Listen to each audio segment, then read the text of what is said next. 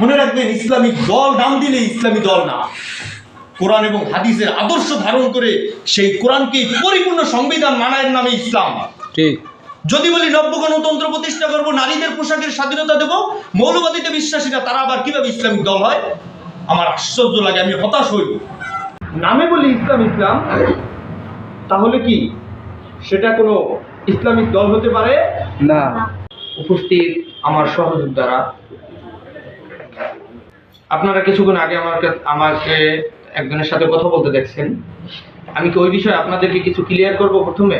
জি। তাহলে ভালো হয় কিনা আপনাদের? জি। যদি আপনারা বলেন তাহলে আমি করব।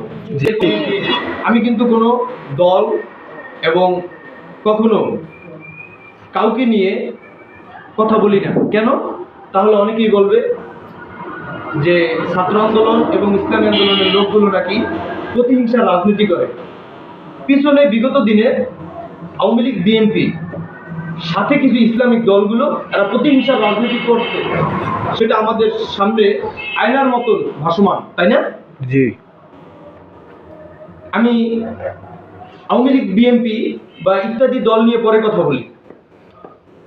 যদি আমার ঘর ঠিক না থাকে, বলেন তো বাহিরে কখনো ঠিক করা সম্ভব হবে? না। যদি আমি ইসলামের ব্যানার লাগাই, কিন্তু ইসলামের ব্যানার লাগানোর সত্ত্বেও যদি ইসলামিক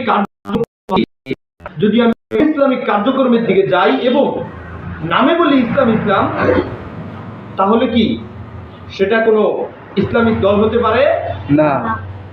তাহলে হবে ইসলামের ব্যানার দিয়ে, ইসলামের নাম দিয়ে ধর্ম ব্যবসা না? ইতিহাস টান দেই, আওয়ামী লীগ শেখ মুজিবকে মাটি দেওয়ার মতন কোন লোক ছিল না এই দেশে। ধানমন্ডি 32 নম্বরে পড়েছিল শেখ মুজিবের লাশ। এত নিঃস্ব একটা দলকে কোন দলে এত সমৃদ্ধ শক্তিশালী করে দিয়ে গেছে? একটা বর্তমান ধর্মের নামে একটা ইসলামিক দল। আমি এই সমালোচনা করতে চাইছিলাম না। কিছুক্ষণ আগে কিন্তু এক ব্যক্তি আমার সাথে বিতর্ক পর্যায়ে চলে গেছে। আপনারা বলবেন কি, আমাদের উপরস্তরের ভাইরা তাদের সাথে কথা বলে, তার সাথে আমার কথা ওঠার কোনো মানি ছিল না। সে তো কি বলছে, পারপুর পাড়া দিয়ে তারপরে আমাকে ছোট করতে চাইছে, তাই না? তখন কি আপনি ছেড়ে দিবেন? না। যদি নাই ছেড়ে দিই, তাহলে আপনাদেরকে ভিতরে কিছু কনফিউজ কাজ করতেছে। সেটা হলো যে আমাদের বড় ভাই, আমাদের দ্বারা আপনারা আমাদেরকে কিছু হলেও ফলো করেন, কেন আমরা তার সাথে কথা বললাম? সে যেহেতু পার উপরে পাও দিয়ে ঝগড়ার মতন একটা বাদ বিতণ্ড বা একটা তর্ক বিতর্কের দিকে চলে গেছে, সেই ক্ষেত্রে আপনাদেরকে বলি, এই আওয়ামী লীগকে শক্তিশালী করেছে তারা। ঠিক। আওয়ামী লীগকে শক্তিশালী করে নাই, আওয়ামী লীগকে সর্বোচ্চ দিয়েছে তারা। আর সেই আওয়ামী লীগ শক্তিশালী হয়ে ভাইয়া খেয়াল করো, পরে পড়বা, ওটা পরে পড়ার টাইম। আওয়ামী লীগকে শক্তিশালী করে দিয়ে সেই আওয়ামী লীগই আবার তাদেরকে কি করছে, বাংলাদেশে মাথা কেটে দিচ্ছে, তাই নাই? দিছে। তাদের কি চিনতেছেন কোন দলের কথা ইঙ্গিত দিতেছেন? জহরাল ফাসাদু ফিল বাররি ওয়াল বাহরি বিমা কাসাবাত আইদিন নাস, হাবেশা কোরআনের আয়াত। জলে এবং স্থলে যাই দেখো সবই তোমার কি হাতের কামাই। আজকে আওয়ামী লীগ এত দোষে কেন? এটা তো তোমার হাতের পাওনা, সেটাই তুমি পেয়েছো। এই ক্ষমতাই আমার সব হতো, তাহলে আমার রসুল মায়ের খেত না, আমার রসুলের মাথার ভিতরে করা ঢুকতো না।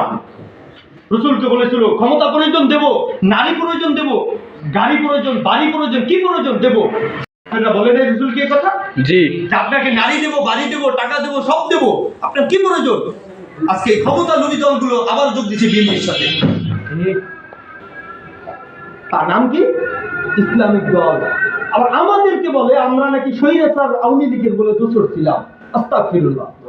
যারা শুরু থেকে আওয়ামী লীগ বিরোধী কথা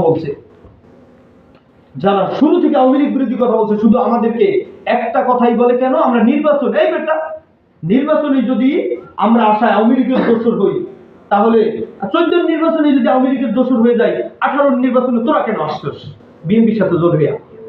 তখন কি তোর আওয়ামী লীগের দোষর অস্থায়ী? আমার এই আলোচনার মুখ্য আজকে না, আজকে ছাত্র আন্দোলনের তরবিয়াত প্লাস ছাত্র আন্দোলনের আলোচনা।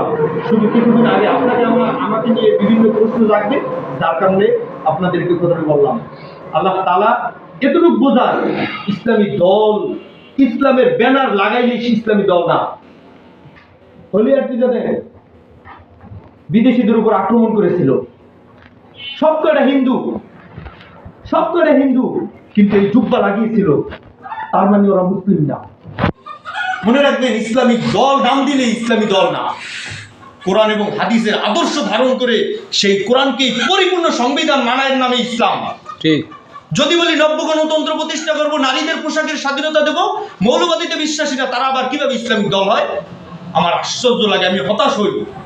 অর্থাৎ সবটা আপনাদেরকে এখনই বিভ্রান্ত করতেছে, আমি জানি, আমার কাছে এই নলেজ আছে।